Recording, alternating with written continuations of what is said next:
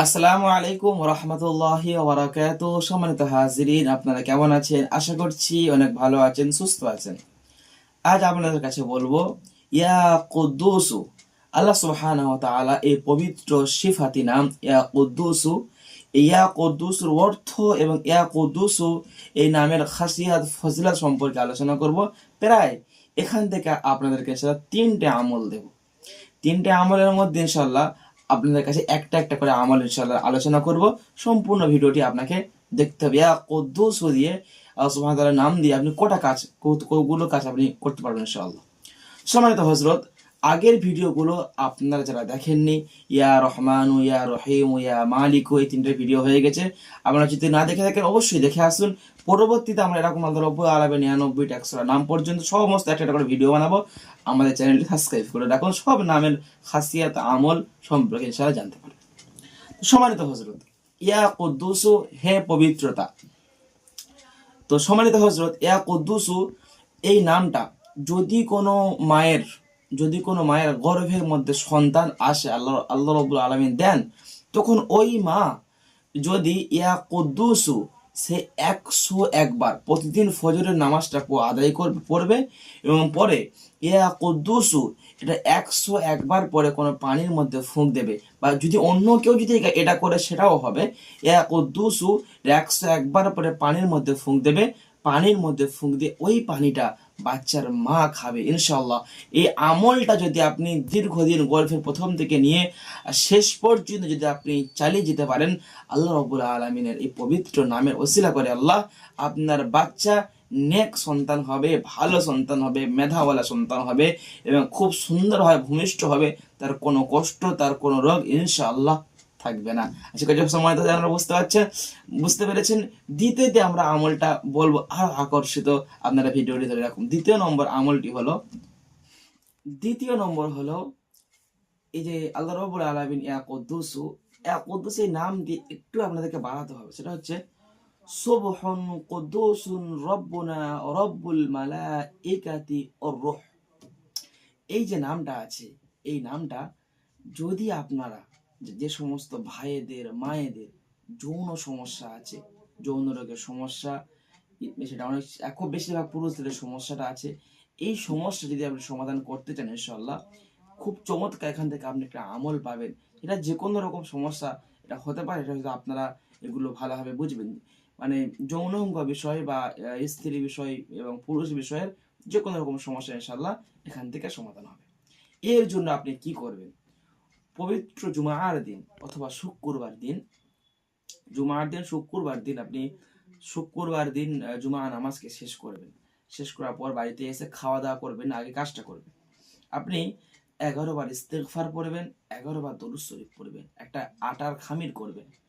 একটা আটার খামির করে আপনি ওই আটার খামিরটা ভালোভাবে বানাবেন। খামিরটা ভালোভাবে বানিয়ে একটা রুটি করবেন। রুটি করার পর রুটিটা যখন তৈরি হয়ে যাবে, রুটি করাকালীন, আটা খামির করাকালীন আপনি মনে মনে পড়বেন সুবহুন কুদ্দুসুন রব্বুনা রব্বুল মালাইকাতি ওর রূহ। এটা আপনি পড়তে থাকবেন আর কাজটা করতে থাকবেন। যখন আপনার কাজটা করা কমপ্লিট হয়ে রুটি তৈরি হয়ে গেল, তখন আপনি ওই রুটির মধ্যে লিখবেন যে সুবহান কুদ্দুসুন রব্বুনা রব্বুল মালাইকাতি ওর রূহ। এটা লিখে আপনি এটাকে খাবেন, ভক্ষণ করবেন ইনশাআল্লাহ। আপনি এই আমলটা মাত্র 7 দিন করে দেখুন, 7টা দিন আপনি করে দেখুন ইনশাআল্লাহ। আপনি দেখতে পাবেন আপনার কতটুকু আগের থেকে ইনশাআল্লাহ পরিবর্তন হয়ে যাবে। শুধু এইটা না, এই আমল করার বদৌলতে আপনার সম্মান খ্যাতি ইনশাআল্লাহ আপনার গ্রামের মধ্যে, শহরের মধ্যে ইনশাআল্লাহ উজ্জ্বল হবে। মানুষ আপনার মুখ দেখলে আপনাকে ভালো বলবে। সমস্ত ভাইদেরকে গ্রামে কোনো সম্মান নেই, ভাই সম্মান দেয় না, আত্মীয় স্বজনের সম্মান দেয় না, পাড়ায় কেউ সম্মান দেয়, তাদের জন্য এই আমলটি ইনশাল্লাহ আপনার এই আমলটা করুন, দেখবেন ইনশাল্লাহ আপনাদের অনেক ভালো ইনশাল্লাহ হবে। নাম্বার তিন হলো হযরত, যদি কোনো ব্যক্তি অনেক অসুস্থর মধ্যে ভুগছে, তার কি রোগ হয়েছে সে নিজেও জানে না, কোনো রিপোর্টও ধরা পড়ে না, কোনো ডাক্তারও ধরতে পারছে না, তার কি রোগ হয়েছে সে নিজেও জানে না।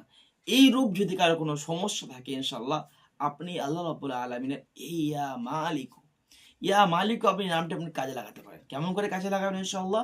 ধরুন কারোর অনেক বড় মহামারী, আপনি শুধু একটা কাজ করবেন, যে কোনো দিন আসরের নামাজের পর অর্থাৎ ফজরের নামাজের পর দুটো সময়ের মধ্যে একটা সময়কে আপনি বেছে নেন।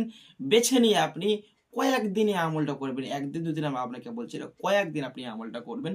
এই যে ইয়া মালিকু, মাত্র এতটুকুন নাম, এই যে ইয়া মালিকু, এই ইয়া মালিকু নামটি আপনি কি করবেন জানেন হজরত? আপনি এক জায়গায় বসে প্রথমে 11 বার ইস্তেগফার পড়বেন, 11 বার দরুদ ইব্রাহিম পড়বেন, পড়ার পর ইয়া মালিকু মাত্র 3000 বার পড়ুন।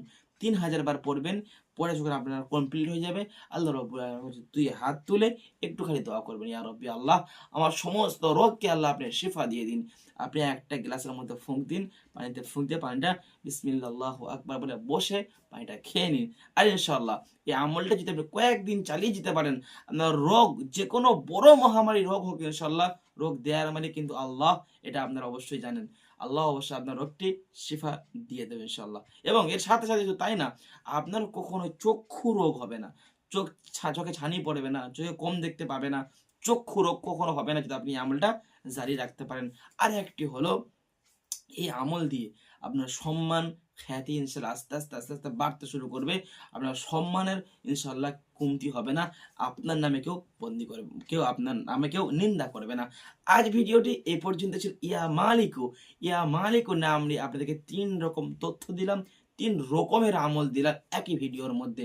আমাদের ভিডিও যদি আপনাদের একটু ভালো লেগে থাকে, একটা লাইক, সাবস্ক্রাইব করে এবং আপনার সুন্দর কথাটি মতামতে কমেন্ট করুন। আমাদের ভিডিও বানাতে ইনশাল্লাহ অনেক আমরা উৎসাহিত হই। ইনশাআল্লাহ পরবর্তী ভিডিও আমরা আল্লাহ রাব্বুল আলামিনের পবিত্র আরেকটি নাম নিয়ে আনবো, ইয়া সালামু। ইয়া সালামু নামের খাসিয়াত জানতে, আমল জানতে পরবর্তী ভিডিওর জন্য আপনারা অপেক্ষা করুন। সকলে ভালো থাকুন, সুস্থ থাকুন। আসসালামু আলাইকুম ওয়া রাহমাতুল্লাহি ওয়া বারাকাতুহু।